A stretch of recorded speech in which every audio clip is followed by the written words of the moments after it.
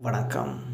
Saudi அரேபியாவிலிருந்து கிடைக்கப்பெற்ற புதிய தகவல்களோடு உங்களை சந்திக்கின்றோம். என்று நிறைய செய்திகள் முழுமையாக பாருங்கள். பார்த்துவிட்டு கமெண்ட் பண்ண தவறாதீர்கள். எகிப்திலிருந்து சவுதி அரேபியா வரை மோட்டார் சைக்கிள் பேரணி இன்று தொடங்குகின்றது. அரபு மோட்டார் சைக்கிள் கூட்டமைப்பு நடத்தும் அரபு மோட்டார் சைக்கிள் ஒற்றுமை சவால் பேரணி எகிப்து தலைநகர் கெய்ரோவிலிருந்து சவுதி அரேபியாவுக்கு இன்று துவங்குகின்றது. இந்த மோட்டார் சைக்கிள் பேரணி அரபு ஒற்றுமை பேரணி கெய்ரோவிலிருந்து குர்துபா வழியாக நியூ நகருக்கு யாம்பு கவர்னரேட்டுக்கு சென்று அங்கிருந்து மக்காவுக்கு செல்கின்றது. பின்னர் யத்தாவிற்கு பின்னர் மதீனாவுக்கு பயணம் தொடரும் என்றும் மோட்டார் பைக் பேரணி அறிவித்திருக்கின்றார்கள். பிறகு அங்கிருந்து எகிப்து திரும்புவார்கள். சவுதி அரேபியா, எகிப்து, குவைத், சூடான் மற்றும் பாலஸ்தீனம் ஆகிய நாடுகளைச் சேர்ந்த வீரர்கள் 3400 கிலோமீட்டர் சவால் பேரணியில் பங்கேற்கின்றார்கள். சவுதி அரேபியாவில் இடம்பெற்ற கூர விபத்தில் தந்தையும் அவரது 5 வயது மகனும் உயிரிழந்திருக்கின்றார்கள். அல் பஹாவில் உள்ள ஹில்வா கவர்னரேட்டில் நடந்த விபத்தில் தந்தையும் அவரது 5 வயது மகனும் உயிரிழந்திருக்கின்றார்கள். அல் பஹாவின் பிராந்திய ரெட் கிராஸ் சொசைட்டி ஆணையகத்தின் செய்தி தொடர்பாளர் இமாத் மான்சி அல் ஹில்வா இதனை அறிவித்திருக்கின்றார். பொது மருத்துவமனைக்கு மாற்றப்பட்ட பின்னர் பொது மக்களுக்கும் அவரது மகனுக்கும் உயிரிழந்து விட்டதாக அறிவித்திருக்கின்றார்கள். இருவருக்கும் எதிராக உள்ள ஒரு உணவகத்துக்கு செல்வதற்காக சாலையை கடந்து கொண்ட போது இந்த சம்பவம் இடம்பெற்றிருக்கின்றது. அவர் மேலும் கூறும்போது இந்த சம்பவம் குறித்து அறுபக சிகிச்சை அறைக்கு தகவல் கிடைத்துள்ளதாகவும் சம்பவ இடத்துக்கு ஆம்புலன்ஸ் குழு அனுப்பப்பட்டதாகவும் இந்த நடவடிக்கையில் 2 பேர் காயமடைந்திருப்பதாக தெரிவிக்கின்றது. உடனடியாக அவசர குழு பாதிக்கப்பட்டவர்களுக்கு மருத்துவ உதவி அளித்ததாகவும் நிலைமை மிகவும் மோசமாக இருப்பதாகவும் அறிவித்திருக்கின்றார்கள். வெளிநாட்டில் வசிக்கும் பகாலா ஊழியர்களை கத்தி முனையில் மிரட்டல், கொள்ளை சிசிடிவி காட்சிகள் வெளியிடப்பட்டிருக்கின்றது. சவுதி அரேபியாவின் யாம்புவில் உள்ள சிறிய பல்பொருள் அங்காடியில் பகாலா ஊழியர் கத்தியில் குத்தி கொள்ளையடிக்கப்பட்டிருக்கின்றார். யாம்பு அல் பஹர் பகுதியில் உள்ள சிறிய கடையொன்றில் இந்த சம்பவம் இடம்பெற்றிருக்கின்றது. இந்த சூழலை உருவாக்கி கொள்ளையடிக்கும் வீடியோ காட்சி சமூக வலைத்தளங்களில் பரவி வருகின்றது. நீங்களும் பார்த்திருக்கக்கூடும். யாம்பு அல் பஹர் அல் ஸ்மீரியாவில் உள்ள ஒரு சிறிய மளிகை கடையில் கொள்ளையர்கள் வாள்களை காட்டி கத்திகளை காட்டி கொண்டு உள்ளே செல்கின்றார்கள். பிறகு அங்கிருந்த பொருட்களையும் காசுகளையும் கொள்ளையடித்து கொண்டு தப்பிச் செல்கின்றார்கள். வெளிநாடுகள் சென்று கடனாளிகளை மிரட்டி பணத்தை திருடுவதையும் வீடியோ காட்சிகள் காட்டுகின்றது. முகக்கவசம் அணிந்த 5 பேரை இந்த கொள்ளை சம்பவத்தில் ஈடுபட்டுள்ளனர். கடைக்குள் இருந்த புலம்பெயர் தொழிலாளர்கள் 2 கொள்ளையர்கள் தாக்கியிருக்கின்றார்கள், மிரட்டியும் இருக்கின்றார்கள். மளிகை கடையின் உரிமையாளர் முகத்தில் தாக்குதல் நடத்தப்பட்டிருப்பதுடன் கத்தியினால் குத்தியும் இருக்கின்றார்கள். அனைவரையும் பணத்தையும் எடுத்துக்கொண்டு கடையையும் விட்டு தப்பி சென்றதையும் வீடியோ காட்சிகள் ஆதாரம் காட்டுகின்றது. 5 முதல் 2 வெளியிருந்து சுற்றுப்புறத்தை அவதானித்ததை அந்த வீடியோ பதிவில் கூறப்பட்டிருக்கின்றது. இந்த வீடியோ காட்சிகள் சமூக வலைத்தளங்களில் வைரலாகி கொண்டிருக்கின்றது. தமிழகத்தைச் சேர்ந்த ஒருவர் ஈசானில் பணியில் இருந்தபோது விபத்தில் உயிரிழந்திருக்கின்றார். ஈசானில் பணிபுரிந்த இடத்தில் தமிழகத்தைச் சேர்ந்த ஒருவர் விபத்தில் உயிரிழந்திருக்கின்றார். ராமநாதபுரம் மாவட்டம் சிக்கலைச் சேர்ந்தவர் வெற்றிவேல் முருகன், வயது 32. இவர் ஈசானில் உள்ள சஃபியா பெப்சி அருகே உள்ள ஹல்தானி பிளாக் தொழிற்சாலையில் ஏற்பட்ட விபத்தில் உயிரிழந்திருக்கின்றார். முருகன் 10 வருடங்களாக இங்கே வேலை பார்த்து வருகின்றார். 2 வருடங்களுக்கு முன்பு இவர் வீடு திரும்பி இருக்கின்றார். தந்தை கதிரேசன், மனைவி தர்ம பிரபா. இவர் அண்ணன் கோவிந்தன் சாந்தாவில் எலக்ட்ரீசியனாக பணிபுரிந்து வருகின்றார். உடலை சொந்த நாட்டுக்கு கொண்டு செல்வதற்கான நடவடிக்கைகள் மேற்கொள்ளப்பட்டு வருகின்றன. பழமையான கட்டடங்கள் அகற்றப்பட்டு வருகின்றன. யத்தாவின் தெற்கு பகுதியில் உள்ள குயினில் பெட்ரோமைட் டிஸ்ட்ரிக்ட் ஹேம்ஸ் யத்தா முனிசிபாலிட்டி வேலைகள் காலி செய்யும் பணிகளை மீண்டும் தொடங்குகின்றது. பழமையான கட்டடங்களில் விபத்து அபாயத்தை தீர்க்கும் வகையில் சாலைகள் உருவாக்கப்பட்டுள்ளதாகவும் தேவையான சேவைகளை வழங்கி இந்த கட்டடங்கள் இடிக்கப்பட்டு வருவதாக கூறப்பட்டிருக்கின்றது. ரியாத் முனிசிபாலிட்டி நகரின் மையப்பகுதியில் உள்ள தெருவில் ரியாத் மார்க்கெட் என்ற பெயரில் நகர சந்தை தொடங்க உள்ளது. ஒவ்வொரு சனிக்கிழமையும் காலை 10 மணி தொடக்கம் இரவு 10 மணி வரை சந்தை திறந்திருக்கும். குழந்தைகள் பெரியவர்களுக்கு சேர்க்கை திறந்திருக்கும். சிறப்பு பதிவிலது நுழைவு கட்டணம் தேவையில்லை மற்றும் உள்நாட்டு சிறு தொழில் முனைவோரையும் ஊக்குவிக்கும். லிசியின் உடல் அடக்கம் செய்யப்பட்டது. ரியாத்தின் கிங் ஃபஹத் மெடிக்கல் சிட்டி மருத்துவமனையில் இந்தியாவைச் சேர்ந்த இவர் உயிரிழந்திருந்தார். இவர் இந்தியாவைச் சேர்ந்தவர் என்று கூறப்பட்டிருக்கின்றது. ஃபுரைதா MCH மருத்துவமனையில் கடந்த 20 ஆண்டுகளுக்கு முன்பு பணிபுரிந்திருக்கின்றார் லிசி தாமஸ். தலைமை சிவிலியராக இருந்திருக்கின்றார். ஒரு மாதத்துக்கு முன்பு மருத்துவமனை அருகே விபத்து நடந்த இடத்தில் சுயநினைவின்மை கண்டுபிடிக்கப்பட்டார். சக ஊழியர் உடனடியாக MCH மருத்துவமனைக்கு விரைந்தனர். கிங் ஃபஹத் ஸ்பெஷலிஸ்ட் சிகிச்சை பெற்ற பிறகு மருத்துவமனைக்கு சென்றார். ரியாத் மன்னர் ஃபஹத் மெடிக்கல் உடல்நிலை மோசமடைந்ததை தொடர்ந்து கல்கத்தா நகரம் மருத்துவமனைக்கு மாற்றப்பட்டிருந்தார். ரியாத்தின் கிங் ஃபஹத் மெடிக்கல் சிட்டி மருத்துவமனையின் சிகிச்சையில் சகோதரி லைசி உறுப்புகள் தானம் வழங்கப்பட்டதாக அறிவிக்கப்பட்டிருக்கிறது. கடைசி நாளில் மூளைச்சாவு உறுதி செய்யப்பட்ட உடனேயே மருத்துவமனை அதிகாரிகள் உறவுகளுக்கு தகவல் தெரிவித்தனர். அவர்களின் முழு சம்மதத்துடன் 2 சவுதி அரேபியா குடிமக்களுக்கு உறுப்பு மாற்று அறுவை சிகிச்சை மேற்கொள்ளப்பட்டுள்ளது. இக்கட்டான காலகட்டத்தில் இப்படி ஒரு நல்ல செயலில் பங்குதாரராக இருக்க முடியும் என்றும் குடும்பத்திற்கு நன்றிகளும் பாராட்டுகளும் குவிந்து வருகின்றது. இவர் 2 பேருக்கு தன்னுடைய உறுப்பை தானம் செய்திருக்கின்றார். இந்தியாவைச் சேர்ந்த ஒருவர் ரியாத்தில் உயிரிழந்திருக்கின்றார். ரியாத்தில் உள்ள அவரது இல்லத்தில் உயிரிழந்திருக்கின்றார். இந்தியா பாரூரைச் சேர்ந்த ராமச்சந்திரன் ரியாத்தில் அவரது இல்லத்தில் உயிரிழந்திருப்பதாகவும் பல வருடங்களாக சவுதி அரேபியாவில் இருந்த முகமது 15 வருடங்களாக தாயகம் திரும்பியிருக்கின்றார். இவரது மனைவி சுபத்ரா தேவி கடந்த 2 ஆண்டுகளுக்கு முன்பு கார் விபத்தில் உயிரிழந்திருக்கின்றார். முகமது என்கின்ற ராமச்சந்திரன் உள்நாட்டு மற்றும் வெளிநாட்டர் மத்தியில் மிகவும் பிரபலமானவர். முகமது மற்றவர்களுக்கு உதவுவதிலும் ஏழை நோயாளிகளை கவனிப்பதிலும் முன்னணியில் இருந்திருக்கின்றார். இவர் பல ஆண்டுகளுக்கு முன்பு சவுதி அரேபியாவில் இஸ்லாமிய மதத்துக்கு மாறியிருந்தார்.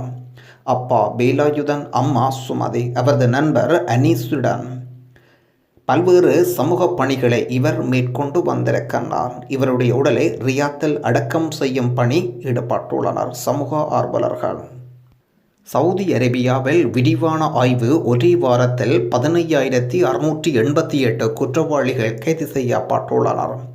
வேலை மற்றும் விசா மீறல்கள் பிடிக்க சவுதி அரேபியா சோதனைகளை கடுமையாக்கியுள்ளது. ஒரே வாரத்தில் 15,688 குற்றவாளிகள் கைது செய்யப்பட்டுள்ளனர். நாட்டின் பல்வேறு பகுதிகளிலிருந்து தொழிலாளர் தங்குமிடம் மற்றும் எல்லை மீறல்கள் பிடிபட்டனர். அக்டோபர் 14ஆம் தேதி தொடக்கம் அக்டோபர் 20ஆம் தேதி வரை இந்த ஒரு கிழமை வாரத்தில் பல்வேறு பாதுகாப்பு அமைப்புகளுடன் யவசத் நடத்திய சோதனைகளின் போது இவர்கள் கைது செய்யப்பட்டுள்ளனர். கைது செய்யப்பட்டவர்களில் 7,088 பேர் குடியிருப்பு விதிகளை மீறிய வெளிநாட்டவர்கள்.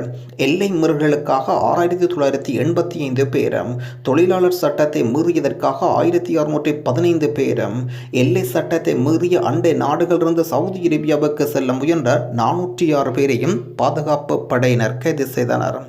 தற்பொழுது கைது செய்யப்பட்டவர்கள் உட்பட 86,628 பேர் தண்டனைக்காக காத்திருக்கின்றார்கள். இவர்களில் 77,314 பேர் ஆண்கள், 9,314 பேர் பெண்கள்.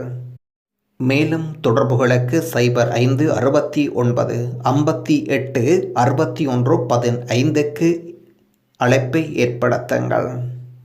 வெளிநாட்டவர்கள் இன்னும் சுதந்திரமாக வேலைகளை மாற்றலாம். இடமாற்றத்துக்கான ஓராண்டு தடை நீக்கப்பட்டது. சவுதி அரேபியாவுக்கு வந்து சில நிபந்தனைகள் பூர்த்தி செய்யப்பட்டால் 1 வருட காலத்துக்குள் காத்திருக்காமல் ஒரு வெளிநாட்டு தொழிலாளி தனது சேவைகளை மற்றொரு முதலாளிக்கு மாற்ற அனுமதிக்கப்பட்டுள்ளார். இதற்கான தொழிலாளர் சட்டத்தில் திருத்தம் ஒன்று மனித வளங்கள் சமூக மேம்பாட்டு அமைச்சகம் ஒப்புதல் அளித்திருக்கின்றது. தனியார் துறையினருக்கான சவுதி அரேபியா விசன் திட்டத்தில் கூறப்பட்டுள்ள நிபந்தனைகள் மீறும் வகையில் இருக்கக்கூடாது, மாற்றுவதற்கு தற்போதைய முதலாளியின் ஒப்புதல் பெறப்பட வேண்டுமென்ற திருத்தப்பட்ட விதிமுறைகள் கூறுகின்றன. புதிய ஒழுங்குமுறை அமைச்சர் பொறியால் ஒப்புதல் அளித்த 3 திருத்தங்களில் ஒரு பகுதியாகும். தொழிலாளர் சட்டத்தின் நிர்வாக ஒழுங்குமுறை சட்ட கட்டுரையில் இது கூறப்பட்டுள்ளது. தொழிலாளர் சட்டத்தில் ஒரு வெளிநாட்டில் பணிபுரியும் தொழிலாளி ராட்சியத்தில் நுழைந்த நாட்களிலிருந்து குறைந்தபட்சம் 12 மாதங்கள் தற்போதைய முதலாளியுடன் செலவிடப்பட்ட பின்னரே தனது சேவைகளை மற்றொரு முதலாளிக்கு மாற்ற முடியும் என்று கூறியிருக்கின்றது. தொடர்ந்து இன்றைய நாணய பெறுமதிகள் இலங்கை மற்றும் இந்திய ரூபாவில் முதலில் இந்திய ரூபாவில் 19.62, இலங்கை ரூபாவில் 53.34. நீங்கள் அனுப்பும் எக்ஸ்சேஞ்ச் நிறுவனங்கள், மணி டிரான்ஸ்ஃபர் மற்றும் வங்கிகளை பொறுத்து இதில் தரப்படுகின்ற பெறுமதிகளில் சிறு மாற்றங்கள் உண்டு.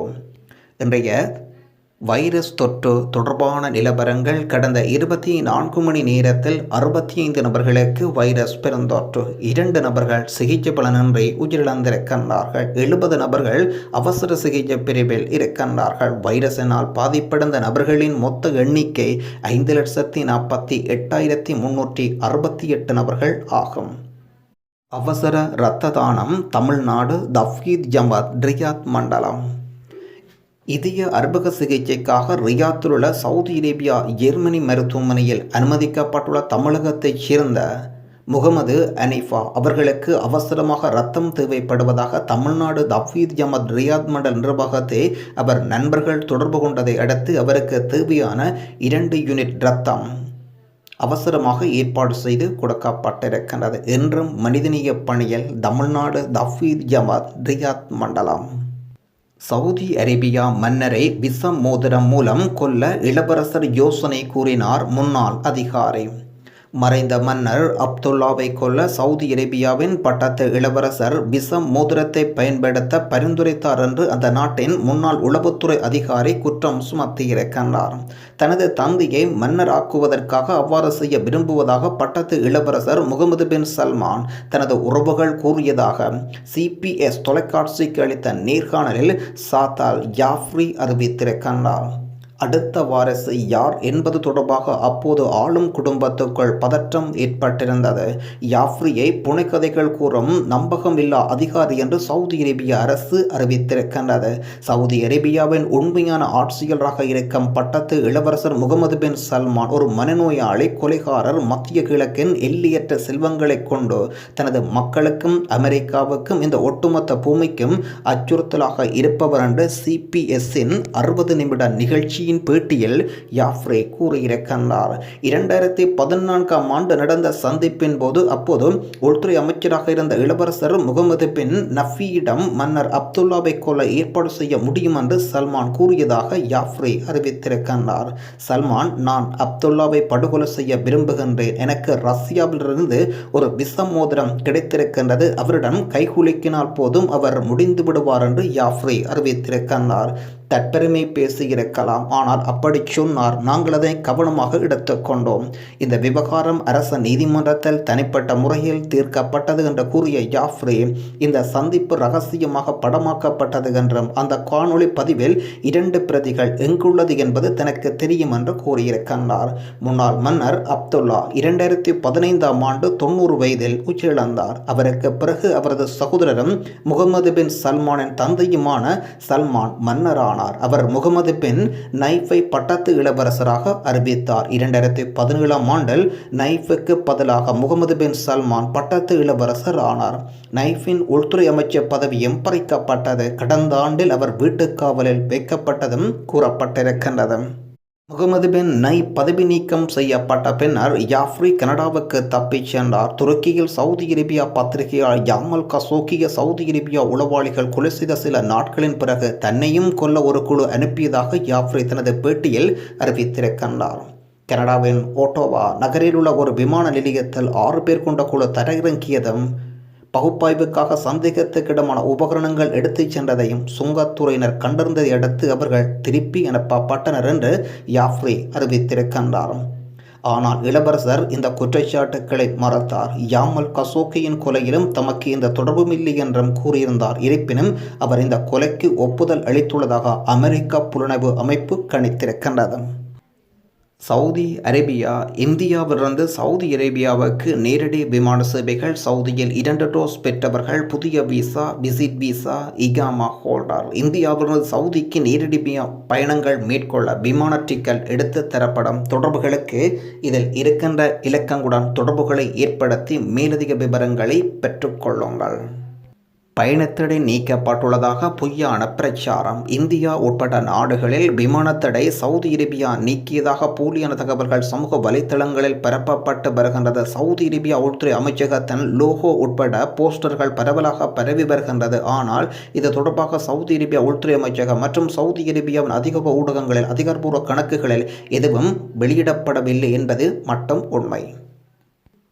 தொடர்ந்து இலங்கையின் வைரஸ் தொற்று தொடர்பான நிலவரங்கள். இலங்கையில் கடந்த 24 மணி நேரத்தில் 14 நபர்கள் வைரஸ் பெருந்தொற்றின் காரணமாக சிகிச்சை பலனின்றி உயிரிழந்திருக்கின்றார்கள். இதில் 9 பேர் ஆண்களாகவும் 5 பேர் பெண்களாகவும் காணப்படுகின்றார்கள்.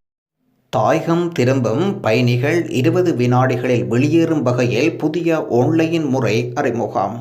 வெளிநாடுகளில் கட்டுநாயக்கா விமான நிலையத்துக்கு வருகை தரும் பயணிகள் 20 வினாடிகளில் விமான நிலையத்தை விட்டு வெளியேறுவதற்காக காகிதம் அல்லது ஏனைய உபகரணங்கள் பயன்படுத்த வேண்டிய அவசியம் என்று புதிய இணைய முறையொன்று இன்று அறிமுகம் செய்யப்பட்டுள்ளது.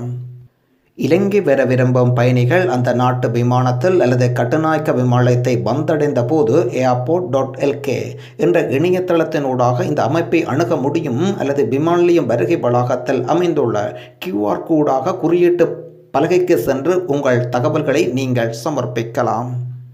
அதன்படி வெளிநாடுகளிலிருந்து இலங்கை வரும் பயணிகள் 72 மணித்தியாலயத்துக்கு முன் பெறப்பட்ட PCR பரிசோதனை அறிக்கை மற்றும் வெளிநாட்டு பயணிகள் தடுப்பூசி செலுத்திய அட்டை ஆகியவற்றை இந்த அமைப்பின் மூலம் இணையத்தில் சமர்ப்பிக்க வேண்டும். பயணிகள் வரிசையில் நிற்பது, ஆவணங்கள் நிரப்புவது, பிற சாதனங்களை பயன்படுத்தி தகவல்களை அனுப்புவது ஆகியவற்றின் தேவை இனி இருக்காது. விமான நிலையத்தில் வெளியேறும் போது சந்திக்கும் பாதுகாப்பு உத்தியோகத்தர்களுக்கு இந்த வழிமுறை மூலம் தங்களின் ஆவணங்கள் முன்வைக்கப்பட்டிருப்பதுடன் பயணிகள் விரைவாக விமான நிலையத்தை விட்டு வெளியேற முடியும் என்பது விசேட அம்சமாகும். நன்றி. மீண்டும் இன்னும் ஒரு சவுதி அரேபியா பற்றிய புதிய தகவல்களோடு உங்களை சந்திப்போம்.